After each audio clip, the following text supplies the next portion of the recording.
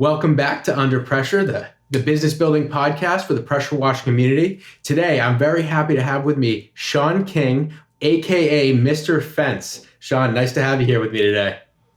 What's up, guys? Thanks for having me on here today. A little podcast from the Mr. Fence truck. We are parked at the moment, so let's have a chat. What can I do? Absolutely. So I met Shawn at the Stain and Seal University in Tennessee last week, and I heard Shawn speak on a lot of business, topics that relate to the home service industry, no matter what home service you're doing. So these are the three C's I loved. You talking about data-driven decisions. Oh yeah. And one other thing that I loved was, how to help employees, how you focused on helping employees. Team members. Exactly. Team members. Sorry, my apologies. I did listen. Step one. I love it. Good job, absolutely. Jake. And then also the difference between, what was it? It was the difference between profit margin and so it's markup and margins. Markups and margins. Two totally different animals, even though they're actually talking about the same dollars, but from two different perspectives. All right. So these are all the things I want to get into. Shawn had a whole great speech. I know Shawn's out in the field today, so I don't want to take up too much time going into your story. But do you want to give us a little bit about your background? You grew up in the home service industry, and that would be a great story to share with our audience. So real quick, the short of it is I've been eating, sleeping, drinking, and dreaming about fence since I was 8 years old. So do a little bit of math. I'm 43 now. That's a lot of fence years. That's what that means. So this is what I'm dedicated to, very passionate about. And I am also, I will admit, a slow learner. So that journey in the family business, as I grew out of the family business and started my own at the young 20, 21 years old, I didn't have a clue what I was doing. And I made a lot of mistakes. And I kept making the same mistakes over and over. Even after taking classes, going to seminars, being told the right way, just not fully understanding what people were talking about. So fast forward, the past few years, I think we're doing a very good job comparatively to the previous 20. Okay. So we've really learned a lot in the past few years. So biggest fence geek on the planet is what I would challenge everybody to say. I'm probably the biggest fence geek. I will also share with you a quick tip. Or a quick point most people don't know. I used to own a power washing business and a staining business twice. Wow. Both times decided it wasn't for me and shut those down. It was Mr. Stain and Stain Pros over the last 20 years. Currently, I do not power wash or stain. I leave that to the professionals. I got some friends that are really good at it. I just push the work that way and learn that I'm pretty good at building fences, running a fence business, but I don't think I can hold my own against some of the guys in the power washing and staining business these days. Yeah, well, so everything Shawn has said about the home services industry that I heard from his speech was absolutely profound. Great insight and amazing stuff for these business owners. So for anyone who listens to this podcast and wants to find you on social media, where should they go look? Because I've seen some of your content and I really want to point some of our audience to go check out your social media. Right. So I do TikTok. I joke around. I call it a talk tick. I'm old school, right? A talk tick thing. But there is the Mr. Fence TikTok, and we have a lot of content there. I'm pretty proud to say we've got like 20,000 followers. I don't know what they're following me for, but we do have a bunch of followers there. We have YouTube channels. So we have the Mr. Fence Academy YouTube channel, and then we have Mr. Fence Tools YouTube channel. So those two channels I think are great resources. And then in the Facebook world, we have Mr. Fence Tools Facebook.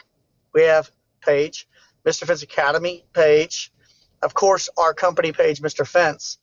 And then outside of that, we're part of several Facebook private groups, primarily in the fence world. There are some, like in Caleb Stain and Seal University, we're in that group as well, sharing whatever knowledge we can. Our private group for us is Pro Fence Installation Tips and Tricks. So that is our group that we run specifically, even though we're members of many other groups. So hopefully that helps them. We Yeah. also have Mr. Fence Academy.com, MrFenceTools.com, and go MrFence.com. How about that? We're all over the place digitally. All over the place. So if anyone is on the fence about getting into the pressure washing, the fence industry as well, check out Shawn's content. Shawn knows what he's talking about, and he's going to help you grow your business. So We can help it. the first thing I wanted to get into here is what you said is growing the team and really focusing on your team members. So could you tell the story about the lunches that you offered, that you talked about at Stand Steel University? Because this is a fantastic story that Yeah. really shows you how to treat them. So, at the essence of trying to be successful, like the very core of trying to build a successful business, comes down to being different. And I mean, being different means being different on your branding, being different on how you talk to customers, how you take care of customers, how you build your products, how you take care of your team members. Be different. I'm telling you, if you can just be different in all those items across the board, then what happens is you kind of start playing in a league of your own. Hmm. And rather than beating everybody up and chasing down the toilet to the bottom, you're kind of on your own turf, right? So Yeah. you want to try to push some of the competition away by making yourself very elite or different. I like to use the word different. All right. I like to steer away from, oh, I'm the best. The best at what? Yeah. By whose perspective? At what time? How Yeah. about you are who you are and you let others decide that's a great fit to me. They're the best, right? To them. So be different. With that said, with our team members, I was trying to find a way to be different than everybody else that was trying to hire a fence installer. I Mhm. was also trying to be different and make our business more profitable as a fence company than the average fence company in our industry. So that means I need to look at overhead costs. I need to look at all of the overhead costs. I'm a big numbers freak. We track everything down to the penny. I'm telling you, every single job is job costed. Everything we Yep. do in our business, equipment, trucks, is that truck making me money, losing me money, costing me more money this year? Do I need to buy a new one, replace that one, whatever? So you start looking at team members, which I believe are our number one asset. Our number one Yeah. asset, better than any truck, tool, or material or method, is your team members. If that's our number one asset, we want to focus on that. How do we make that number one asset as highest performing as possible? With cars, you can go put in a better engine, higher octane fuel, better maintenance, slicker tires, aerodynamics. We know what to do to cars to make them go faster or crawl over rocks. But for human beings, for people, we don't really understand how to make people work better. Like we just assume that they're going to work just as hard as I would. Well, they're not. Like my team members don't own the company. They're not lying awake at night. They have a family to take care of. So it's not fair for me to think that they're going to look at my company as theirs as a whole. Yeah. If you start looking at what's best for them, change your mindset from what can my team members do for me? What can I do for them? And in return, it's a win-win situation.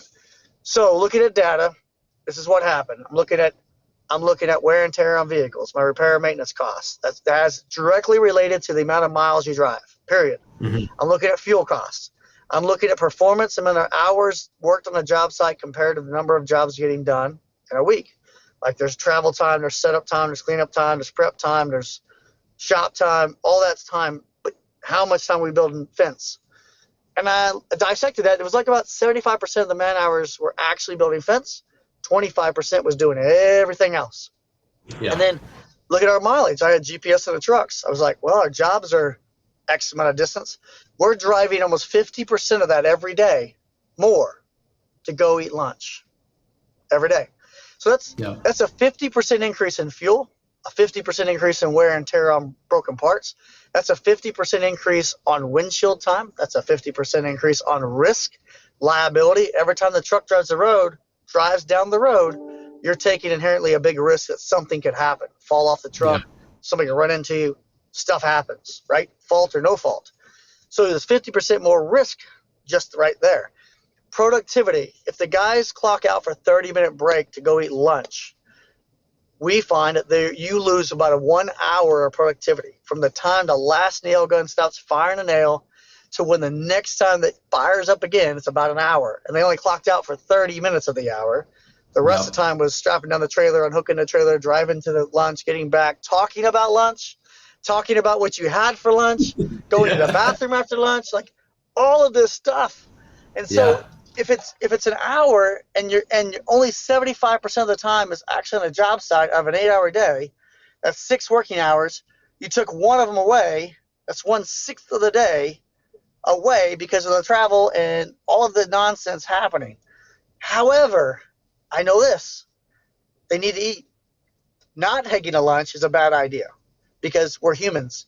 We need food to fuel us so we can continue working. I know you can work through lunch break, but what happens is when you do that, productivity goes down at the lunch and mistakes happen. They go up. So I know they got to eat lunch, but man, my goodness, we're talking almost 20% increase in productivity if we didn't take lunch. That's Yes. huge. So the other thing to think about is our team members always want to make more money. Of course they do. Yeah. Absolutely they do.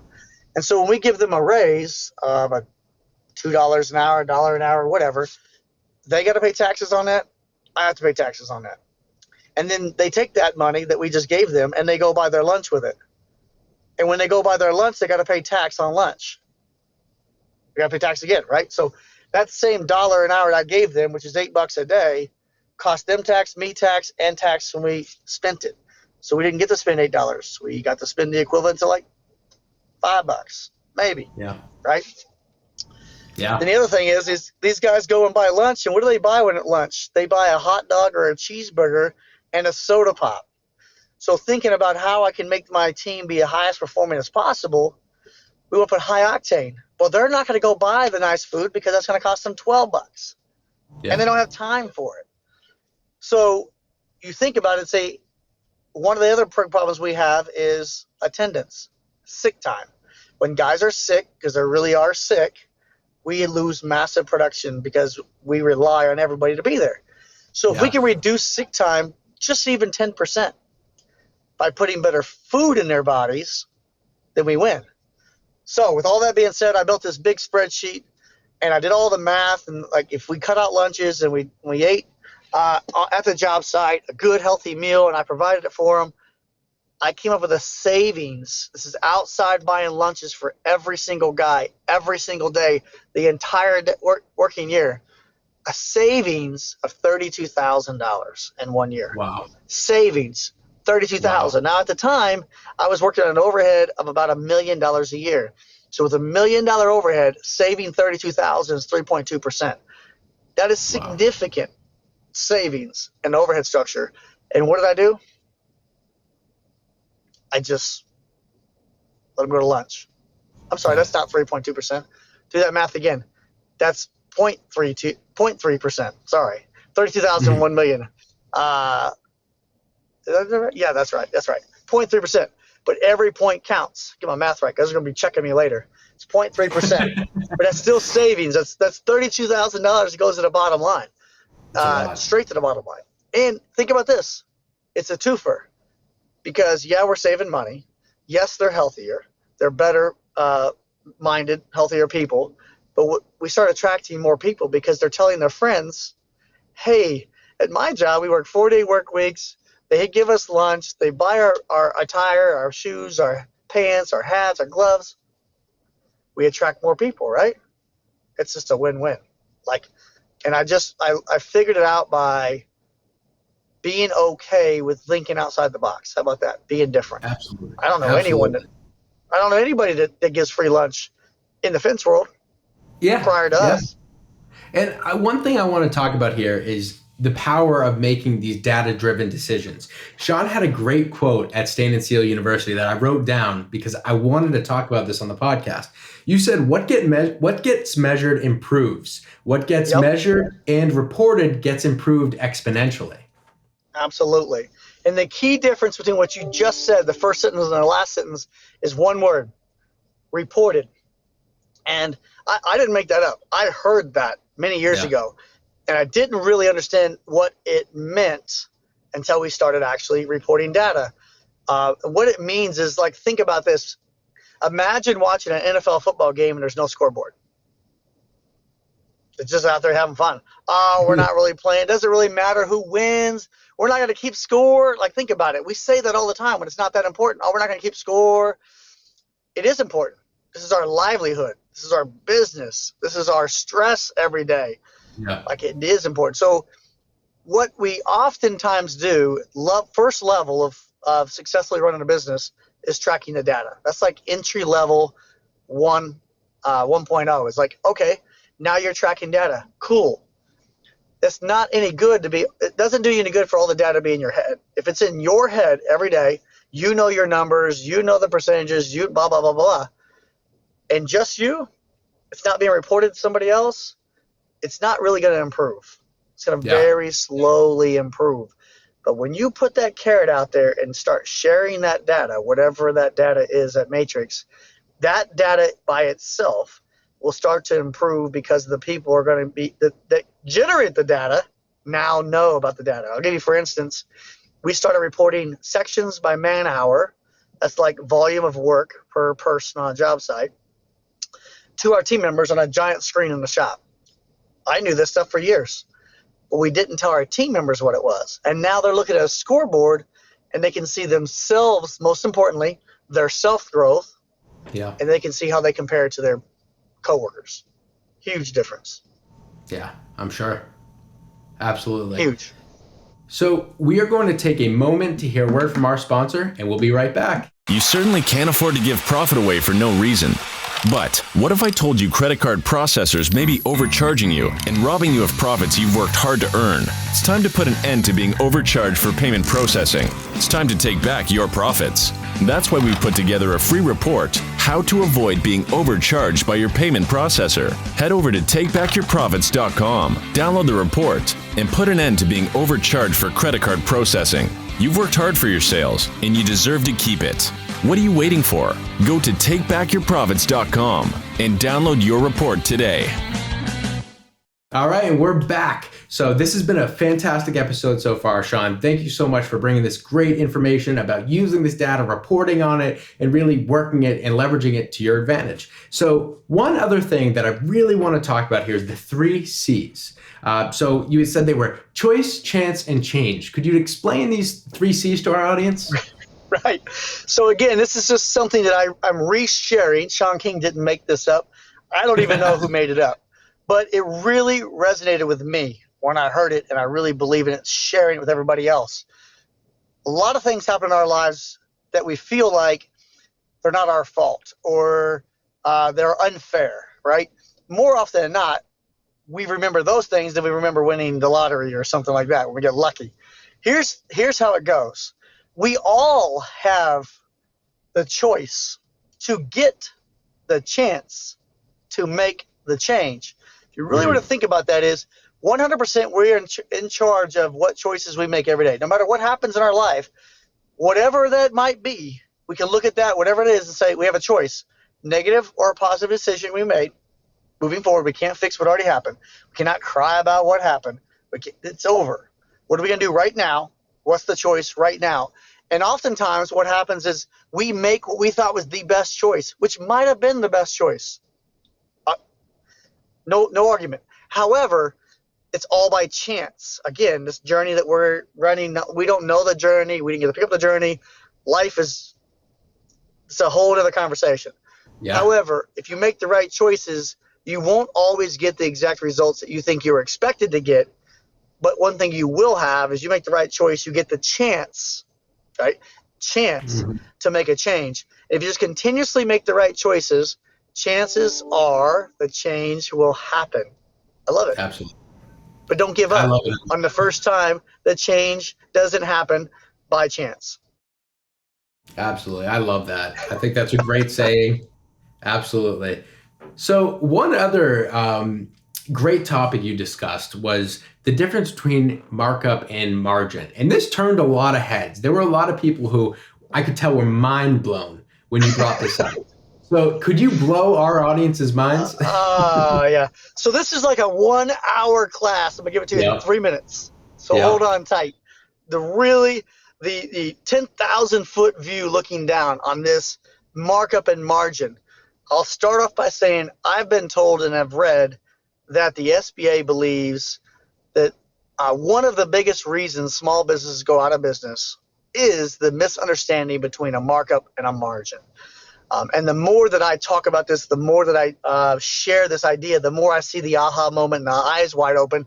I'm starting to believe like that's really, I think, a big deal. Like that's a big problem. And I didn't know it for 25, let's be fair, 30 years, 20, wow. 28 years. I had no idea the difference. I thought they were one and the same. I've been to seminars, been to classes, I've read books. It didn't sink in. But to give you a real short and sweet answer on what the difference is, one is multiplication and one is division. All right? So a markup is a multiplier and a margin is a division. Now, they are of two different numbers. So a markup is a multiplier on the known cost to get a sales price. So say if I'm going to use a 1.35 markup or a 35% markup, you take your costs and you times by 1.35. So you have net costs plus 35%, which gives you that markup. The problem is with a P&L, everyone's P&L, I don't know of anyone on the planet that looks at a P&L and on the right-hand side it says what your markup percentage is. What it does, it tells you what your margin is, your percentage, that line item, chart of accounts, is of your grand total revenue. So if everything we're measuring in our world is of a percentage of the grand total revenue, then why are we using a different number up front to try to get a number at the end that matches our P&L? Give you for instance, a 100% markup is a 50% margin. We know this. You can do this on a piece of paper. You can see it. It's simple to understand in your mind. Now, 100% and 50% are two totally different numbers. Yeah. So when you have a conversation with somebody, you're like, oh, yeah, we run a 50% margin. No, you run a 50% markup, which is more like a 32% margin, okay, which is a huge difference. Most guys run a 35% markup is what I hear in the industry oftentimes, which means they're best case making a 20 or 21% margin. And if the industry standard or you're the higher end profitability companies are running a 10% net, that's total net profit afterwards, and an overhead cost of 20 to 25, look what just happened there. You're at a 35% markup, you have a zero net profit. You've pretty much given it all away because what I told you is 35% markup is like a 22% margin. And if your overhead's 22%, zero left. So the guys that are using that, I find that they're barely surviving. Cash flow's tight. They're not selling jobs for enough. They're often the lowest bidder.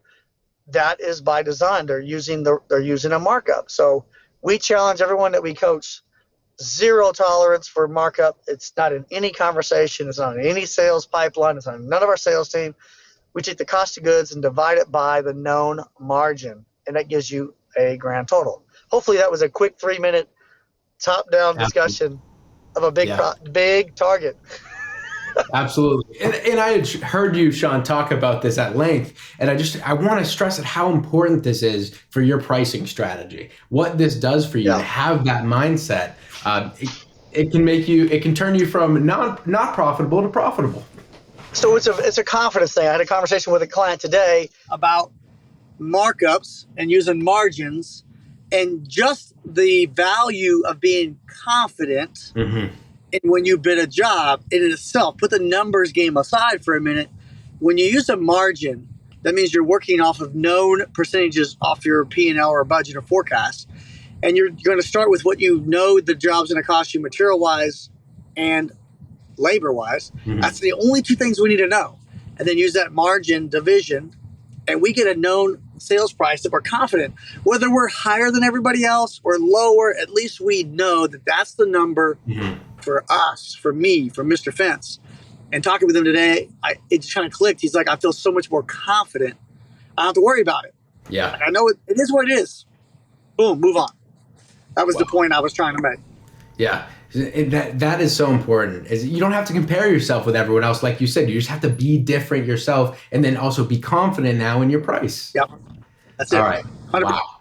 So there's a reason why, I'm sure everyone in the audience can see, there's a reason why everyone at Stain and Seal University was mind blown by this conversation, because it's a shift in your mindset that you wouldn't think could add so much value to your business. So thank you for that. And then the last thing I really wanted to talk about today was something you talked about, leasing.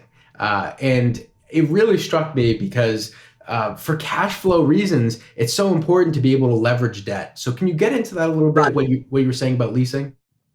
So this is also new to us. About 4 or 5 years have been doing this.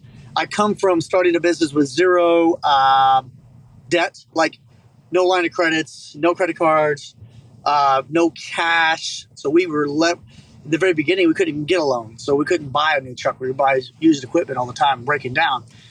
But this thing about leasing, track leasing, let's be specific here. Yep. I'm not talking about going to a dealership and leasing a truck and paying 22 cents a mile for all the miles you go over.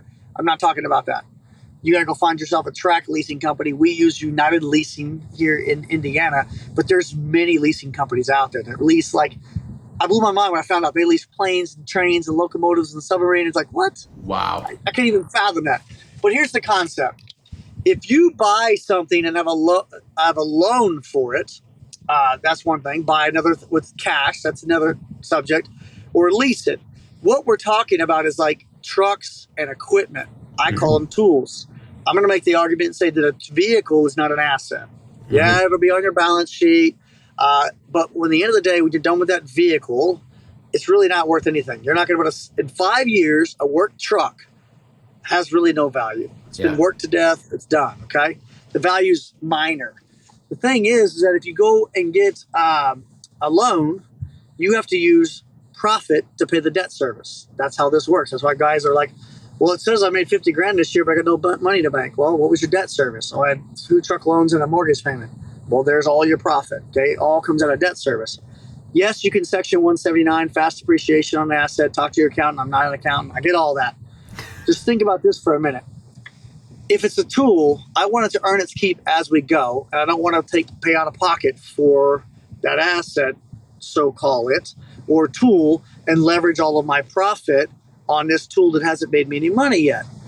I gave the analogy at the Status of Experts that imagine you found a rock star team member to come work for you, like the best on the planet, comes knocking your door like, hey, I'm looking for a job, and you're like, oh my God, this guy would change my world if I got this guy on the team. And you agree on a salary, right? And he says, great, I want my first 5 years salary paid up front today before I start work tomorrow.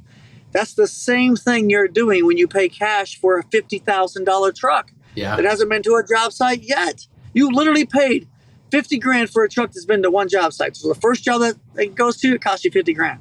The second job, it costs you 25 grand. The third job, it costs you a third of 50 grand, right? It just keeps going. But it starts exponentially getting smaller and smaller differences between the dollar value for every trip.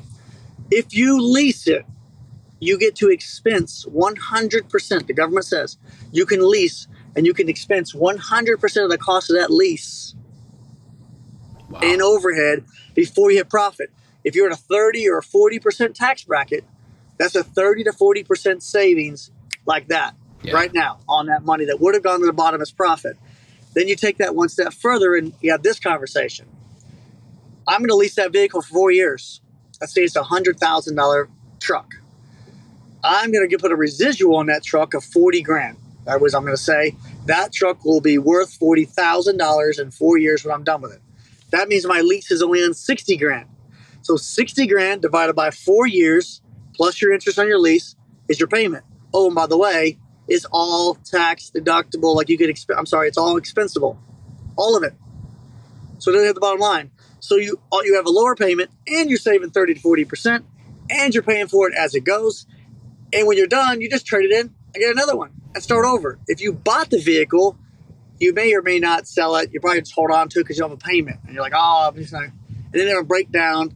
And then all the money you thought you were saving, you just paid in maintenance costs for the next 2 years. Yeah. It's kind of a wild way of thinking about it, but well, it's a little controversial.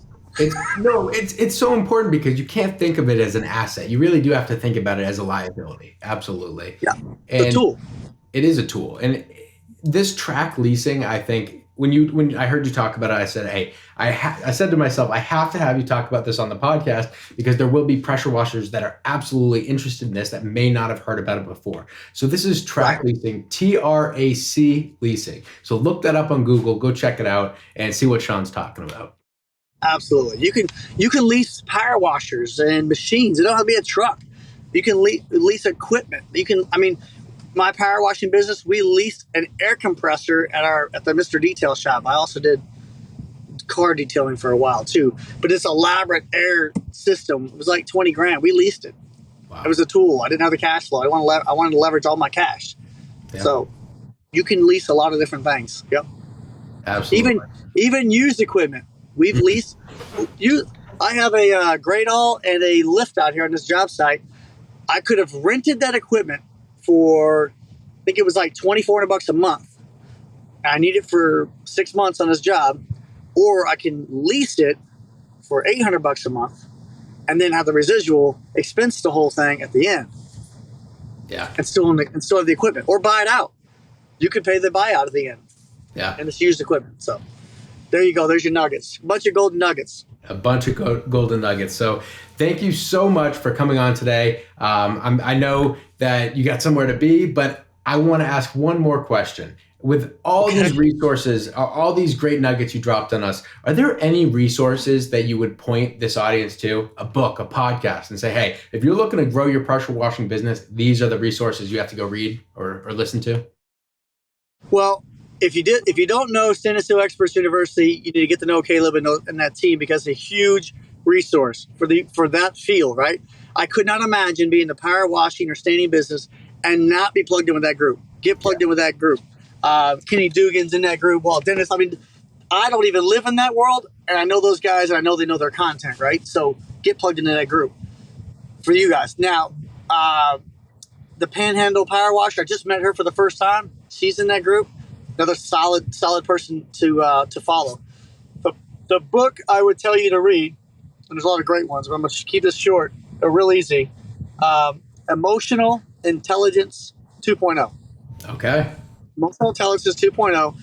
Read that book. It'll have you take a test in the beginning. This book changed my whole mindset. For me, it was needed. It will allow you to understand how to look at things from someone else's perspective and try to get your emotional intelligence, which is your entire life, out and put it in perspective. In other words, the sky's blue, right? Why do I think the sky's blue? Well, because I was told that color is blue when I grew up. But if somebody else was told that was green when their whole life, they're going to argue till they're blue in the face, green in the face, until you know it's green. Why? Because that's what they were taught. So everything we do in this world, we got to look at it from someone else's perspective. I'm like, oh, wow. From that point of view, I get it. You're going to reduce stress. You're going to be a better communicator. Life is going to get better if we just do more of that. So that's the book I would tell you to read. And then, of course, follow us for more content. We're all over social media. Absolutely. That's Mr. Fence. You can't miss him on social media. And the two people that he just mentioned, I want to reiterate here. That's Caleb Roth of the Stain and Steel Experts and Trudy Weekham of Panhandle Power Wash Supply. That's right. Those two. Yep. And I just met Trudy. So, but I would definitely follow those guys. I'm a fence guy, man. I'll be this much help to you guys. Those guys will be a much bigger help. Oh, yeah. Well, you were a great help today. I really appreciate you taking the time to join us on this podcast and drop these golden nuggets. So thank you very much, Shawn. Thank you for joining us. And thank you to our audience for tuning in. It was another great episode. We have Trudy actually is coming in on a podcast soon, and Caleb's coming back for another one. So I can't wait for that. Thank you for all your engagement on social media, guys. I really appreciate it. It's Under Pressure PW Podcast on Instagram. Give us a like, share, follow, DM us if you need any topics discussed, or if you have anyone you want to have on the podcast to get their insight. So thank you very much, and we'll see you next week. Thanks for listening. If you haven't subscribed, go ahead and smash that subscribe button. And don't forget to hit the bell so you won't miss our next episode. This episode was produced by Jake Aronson. This has been a Pair Payments production.